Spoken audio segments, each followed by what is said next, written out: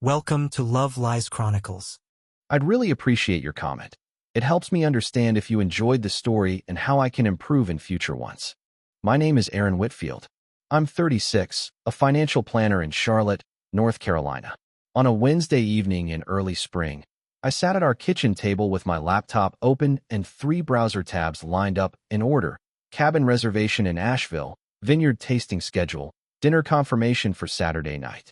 She had been talking about that area for months.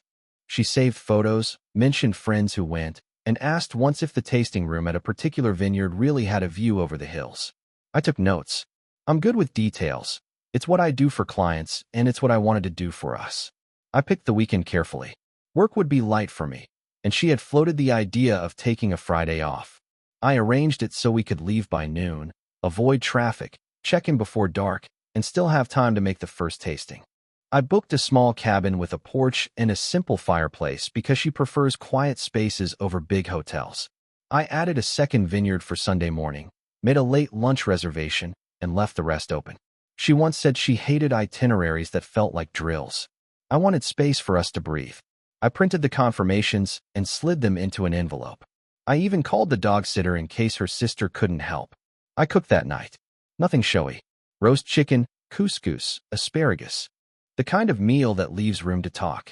She came in a little after 7, tossed her bag by the door, and kept her phone in her hand. I waited until we sat down. I said I had a surprise. I told her I booked the weekend she wanted, that I took care of the schedule, that all she needed to do was pack. I set the envelope on the table and pushed it toward her. She didn't reach for it. She laughed. Not a laugh that joins two people. A dismissal. You're not my husband. You don't control me. She said it with a straight face and then took a sip of water. I told her I wasn't trying to control anything. It was a gift. She said she already had plans. A girl's escape. Same weekend. I asked when she planned it. She said last week. I told her a heads up would have helped me avoid wasting money and time. She shrugged and said it wasn't her fault I made assumptions. The envelope sat between us like a bill no one wanted to pick up. I slid it back to my side of the table and put it away. After dinner, she moved around the apartment without urgency. She organized cosmetics on the bathroom counter, transferred clothes from one drawer to a suitcase, and kept checking a group chat. I noticed sandals laid out by the closet that I hadn't seen since last summer. There was a new dress with a tag still on. She hummed to herself while she packed. If there was any concern about me or about the plan I had made, she didn't show it. This wasn't how we usually functioned. For most of our relationship, we planned together. She weighed in on restaurants. I handled reservations. If we disagreed, we picked another date. Over the past few months, the process eroded. She started saying she needed more independence. Her phone faced down on tables. Passwords changed. She stayed out later with colleagues. She didn't want me to pick her up anymore after her shifts. Small patterns add up. I noticed them, filed them, and told myself we were just in a busy season. The change in tone around the word independence was new. Her sentence at the table framed it clearly. Not my husband. Not control. She positioned me as someone who should expect nothing and absorb everything. I heard it. In bed, she scrolled for an hour with the brightness set high. I lay there with my eyes closed, not asleep, counting the reasons I had put effort into the trip. We hadn't had more than an afternoon together in weeks. When we did, our conversations frayed. Short answers. Quick exits. I thought a change of pace would help. I didn't plan a proposal or a grand gesture. I planned a weekend where we could reset without interruptions. She had wanted the location. I supplied the structure. She rejected both, and then she added a judgment about my role in her life. Thursday morning, I left for the office early. At lunch, I called the cabin and confirmed the booking. On the way home, I grabbed a small box from the office supply store and put the envelope inside it so it wouldn't get lost under mail. That was the extent of my planning for the day. We ate separate dinners Thursday. She said she had errands. She returned with a manicure in a color she'd pointed to on her phone 2 days earlier. She answered messages quickly but spoke to me in short sentences. The suitcase stayed open on the bedroom bench. I sat at the desk near the window and handled client emails. I kept my focus on numbers and dates. Work has clear inputs and outputs. It calms me. Friday morning, I made coffee and left hers on the counter. She came out in a sweatshirt and leggings and opened the suitcase one more time. I asked what time she was meeting the others. 11. They were riding together. I told her to have a safe drive. She said they rented a car and wouldn't need me. I hadn't offered to drive. That's where we were. Statements to block help that wasn't coming. At 10:30, she zipped the suitcase. She looked in the mirror near the front door, adjusted her hair, and tucked the phone into the front pocket of her bag. I stood in the hall and watched. She said she'd be back Sunday evening. She wheeled the suitcase to the elevator, pressed the button, and waited with no expression on her face. When the doors closed, the apartment went still. I walked from room to room and took inventory. Her shoes lined the entry cabinet. A ring dish by the sink. A sweater draped over a chair. 2 books on the nightstand with bookmarks halfway. Evidence of presence without engagement. I picked up a water glass from the coffee table and rinsed it. I put the suitcase bench back under the window. I opened the laptop and checked the cabin reservation again. Check-in remained active. The tasting times were unchanged. I closed the lid and set the computer aside. I sat at the table and looked at the space where the envelope had been. I thought about the sentence that started the shift, "You're not my husband." It was accurate in one sense. We never married. We still shared a home, groceries, holidays, and a calendar pinned to the fridge with both our handwriting on it. I wasn't trying to be a supervisor. I was trying to be a partner. She had chosen a different frame. She had also chosen a different weekend. I poured another cup of coffee and let the quiet do its work. If I was wrong about the state of things, the weekend would correct me. If I was right, the correction had already started. I'm not a dramatic person. I trust patterns. The pattern in front of me was simple. A plan meant for 2, turned down. A replacement plan chosen without me. A clear statement about where she placed me in her life. I boxed the envelope again and put it in the hall closet on the top shelf. I cleaned the kitchen a second time, wiped the counters, and set the chairs under the table. I checked my calendar for the next week and moved a meeting to Monday afternoon in case I needed flexibility. I sent 2 polite emails to clients and 1 note to my assistant about a portfolio review. Normal tasks. Clear steps. The weekend was set. She would be gone. I would be here. I stood by the window for a minute and looked at the parking lot. Cars came and went. The day didn't pause for anyone's plans. I closed the blinds and locked the door. The apartment stayed orderly. The envelope stayed on the shelf. The decision about what it meant sat with me, and there was no confusion in it. She chose her trip. I heard her words. The rest would follow. When she came back from her so-called girl's escape, she was different. Not in a subtle way that you'd miss if you weren't paying attention, but in ways that were hard to ignore. She moved through the apartment like a guest who didn't want to be there. The bag she dropped in the hallway stayed untouched for 2 days, clothes spilling out, while she lounged on the couch scrolling her phone. She didn't ask about the weekend I had planned for us. I decided to test where she stood. I asked if she wanted to go for dinner. She didn't even look up, just muttered that she already had plans. An hour later, she was on another call with her friends, laughing loud enough for me to hear. The same women who encouraged her to walk out were now the center of her world. Every night became some new excuse to avoid me, and when I pressed even slightly, she turned defensive. "I don't owe you explanations," she said once, and went back to texting. Her attitude spread into the daily routines. Groceries sat unpacked, dishes piled in the sink, and laundry was left wherever she dropped it. If I said anything, she threw it back at me. "You're too controlling." If I didn't say anything, she acted like I wasn't even there. She picked fights over small things, turning normal questions into accusations. Asking where she had been was invasive. Wondering if she'd be home for dinner was clingy. She tried to twist everything into proof that I was the problem. One evening, she made it clearer than ever. She told me straight out that I wasn't her husband, that I had no right to expect anything from her. The words landed heavy, not shouted or heated, just flat, like a verdict she'd rehearsed. Then she laughed as if she had won something by saying it. I realized she wasn't just pulling away. She was pushing boundaries, daring me to challenge her. Every word and action was designed to see how much I would tolerate before breaking. Even in front of others, she shifted. A small gathering with friends turned into a show. She dismissed me with rolling eyes, spoke over me, and highlighted her independence like a badge of honor. When I made a comment about something work-related, she laughed and called it boring. Her friends smirked, and she basked in their approval. The woman who once leaned on me for advice was now mocking me publicly, all while feeding off the encouragement of people who had nothing invested in our life. The pressure didn't stop at home or in social settings. She took it further with money. She started buying things without mentioning it, draining from the account we shared. New outfits, salon visits, random subscriptions. None of it discussed. All of it dismissed as my money too. When I pointed out that I had paid for the canceled trip and lost the deposits, she shrugged. You shouldn't expect credit for doing things I didn't ask for. Her voice carried the arrogance of someone who thought she was untouchable. The more she pushed, the calmer I became. I asked once, directly, if there was someone else. She smirked and said, "Why would it matter?" That answer told me everything I needed to know. She wanted me uncertain, off balance, questioning myself. It wasn't about truth, it was about control. She wanted me in a corner, frustrated and powerless. But what she didn't understand was that my silence wasn't weakness. I was done playing into her tests. Every act of disrespect was another step closer to a decision I had already started making in my mind. By then, she no longer tried to hide her contempt. She came and went when she pleased, left her phone face down, and rolled her eyes if I so much as asked about her day.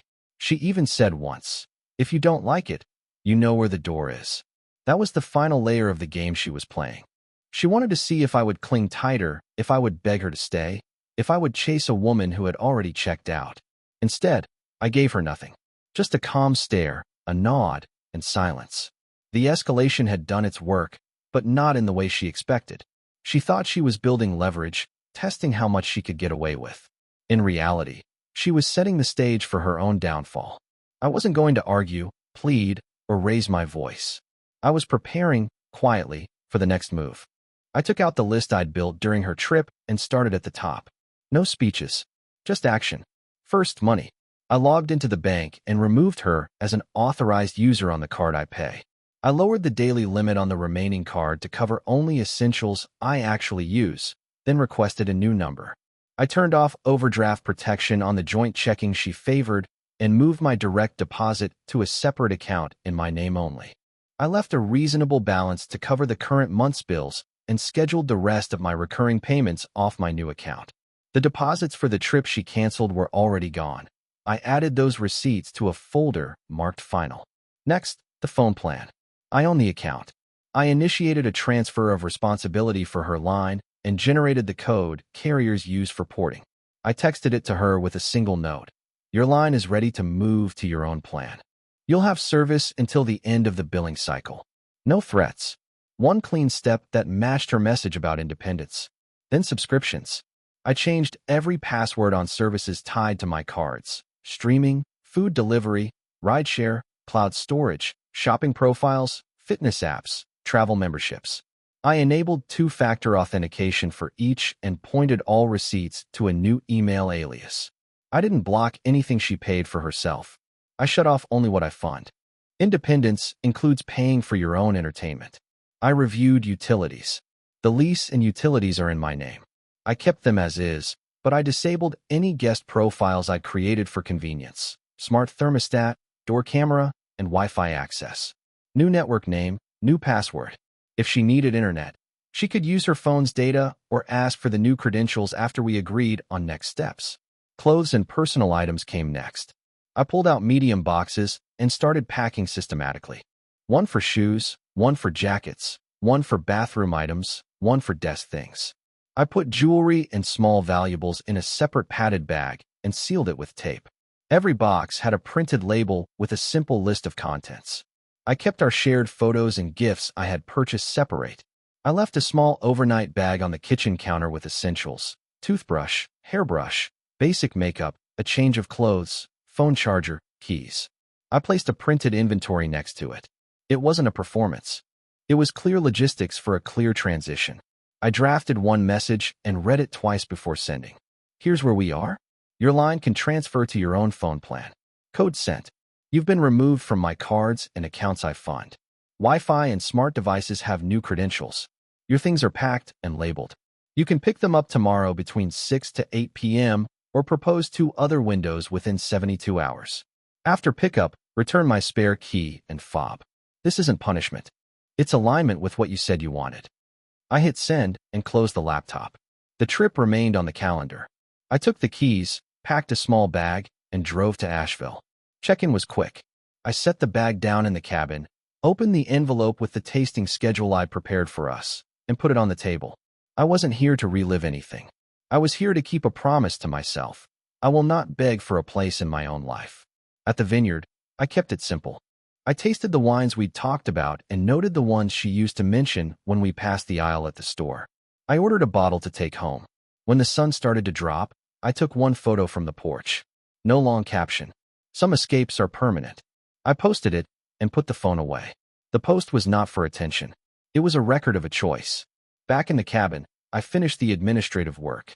I updated my emergency contacts, removed her from my health profile portal, changed beneficiaries on accounts that shouldn't list a girlfriend, and reviewed renters' insurance coverage. I archived old threads that no longer needed replies. I set a rule in my email that organized any message from her into a separate folder so I could review it on my terms and not in the middle of a workday. I slept well. No plans to discuss, no arguments waiting. In the morning, I packed, checked out, and drove back. The apartment was in order. I put the bottle from the vineyard on top of the refrigerator and placed the pickup boxes along the wall by the door. I printed one more page and taped it to the top box. Please verify contents. Sign the bottom if complete. A basic line, nothing more. I changed the Apple ID on the living room tablet I own, reset the smart speaker to factory settings, and confirmed my payment methods were no longer connected to any devices she used. I checked the mailbox, pulled out the flyers, and set aside anything with her name. I'm not a destroyer. I'm a finisher. Her response to my message came in short bursts. A demand for explanations. A claim that I was overreacting. A line about how couples share things. Then a swing in the other direction. An attempt to negotiate an open timetable for picking up her belongings. I replied with the same 3 options I'd given already. Tomorrow 6 to 8 p.m. or propose 2 windows within 72 hours. When she pushed for late-night access, I declined. Daytime or early evening only. Boundaries are clearest when the rules don't change for convenience. She asked about the phone line. I repeated the poured-out information. She asked about streaming. I said she is free to open her own accounts. She accused me of acting like a landlord. I wrote back. You said I'm not your husband. I heard you. I'm acting accordingly. I didn't send the vineyard photo to her directly. Her friends would connect the dots without help from me. I was managing my life. When the scheduled hour for pickup arrived, I placed the essentials bag on the counter and unlocked the door. I positioned the boxes near the entry so she wouldn't have to walk through the apartment. I kept the interaction short. If she asked questions about the relationship, I would point back to her sentence at the table and the days that followed. If she escalated, I would end the conversation and suggest email. Before the hour, I sent one final message. If you prefer to send a friend to pick these up, that works. I'll require your key and fob returned at the same time. I attached a photo of the items so there would be no confusion. I looked around the room once more. Couch cleared. Table wiped. Boxes in order. Envelope in the closet, now irrelevant. I wasn't angry. I wasn't hopeful. I was finished with the part where I tried to earn respect by doing more. She said she wanted freedom and distance while using the benefits I provided. I ended the mix. The next phase would not be verbal. When she stepped through the door, nothing would be as she left it. That was the point. She redefined my role. I accepted it and restructured everything to match. I didn't threaten. She arrived during the pickup window with a tight smile and empty hands. No key in sight, no fob in view. The boxes were lined along the entry. I had the inventory sheet on the console table with a pen. She looked around like she expected a scene. She didn't get one. Is this a breakup? She asked, scanning the labels. This is a transition, I said. You defined it. She walked to the kitchen, found the overnight bag, and stared at the printed list. You really made an inventory. I made sure nothing goes missing and nothing gets argued later. The first tactic was ridicule. She called the list petty, the labels controlling, the pickup window dramatic. I kept it on logistics. She moved to anger. She accused me of embarrassing her with the photo from the cabin, of making her friends think she was the reason we never went. I didn't argue about a photo. I pointed to the signature line. She tried a softer tone. We can reset if you put the accounts back. I reminded her that she said I wasn't her husband and that she didn't want coordination. You asked for independence. I removed the mixed pieces. Her phone buzzed. She glanced at it and put it face down. The new routine. She picked up the streaming remote and realized it wouldn't load. She asked for the Wi-Fi password. We'll discuss access when we finish the handoff. I said. Sign for the boxes, then we'll handle the key and fob. She shifted to a different angle. You're punishing me for going away. I kept my voice level. I'm aligning our arrangement with your words and actions. She laughed once, without humor, then stopped. There was a knock. Jenna stood in the doorway holding reusable bags. I'm here to help carry. I looked to my girlfriend. Your choice, I said. She waved Jenna in with a shrug. I walked them through the process. Box count, contents check, signatures. No debate about feelings. Clear steps. Jenna's eyes moved over the labels. She took in the poured-out note on the counter, the removed profiles on the smart devices, the organized stacks. She didn't say much. When she did, it was quiet. This is thorough. My girlfriend glared at her. She stalled on the key. I don't have it on me. I opened the small tray by the door and placed a key return envelope on top. Return it now, or I rekey the locks and bill you for the service. Straight, neutral. She reached into her purse and produced the key and fob. They went into the envelope. I sealed it and wrote the date. Her mother called while they were carrying the second set of boxes. The volume was high enough that I could hear. What is happening over there? My girlfriend launched into a version where I overreacted. On the third trip to the car, my girlfriend circled back to the photo from the cabin. You did that to hurt me. I didn't give her the satisfaction of a sparring match. I took a trip I had booked. You chose a different weekend. That's the full story. She stared at me, waiting for a longer answer. I didn't add one. She tried one last tactic inside the doorway. She reached out, touched my arm, and softened her voice. We could still talk tonight. I stepped back. Email only. I won't do unclear conversations. She pulled her hand away like I'd closed a door on it. She looked around the apartment again, noticing how much space had opened. She had nothing to say to that, so she said nothing. They loaded the last box. I laid the final page on the console, confirmation of return items, and a line about outstanding mail. She signed. I signed. I handed her a manila envelope with her mail from the past week. She looked at the name on the mailbox key on my ring. I didn't react. After they left, texts came in a rush. Accusations first. Claims that I had humiliated her, that I had turned her friends against her, that I had weaponized organization. Then bargaining. If I restored the accounts, she would come over to talk. If I reversed the phone transfer, she would consider counseling. I didn't respond. The filter I created the night before was already doing its work. Everything went to a folder. I would read it later if I needed to. Jenna messaged separately. She's saying you blindsided her. That isn't what I saw. I replied with one sentence. I followed the plan she asked for. No further details. No request for support. Her understood ended the exchange. The next morning, two of her friends who had cheered the girl's escape reached out. One sent a paragraph about me being controlling. I didn't reply. The other asked if I was okay. I'm fine, I wrote. Nothing for them to pull on. My girlfriend tried a different route in the afternoon. A long message about how she never actually said she wanted to end things, how I misread a joke, how I had escalated everything. Then a claim that I owed her the trip experience I stole. I sent one reply. You refused the trip when it was offered. I used it. The rest is done. There was no answer to that would change anything. By evening, the external pressure quieted.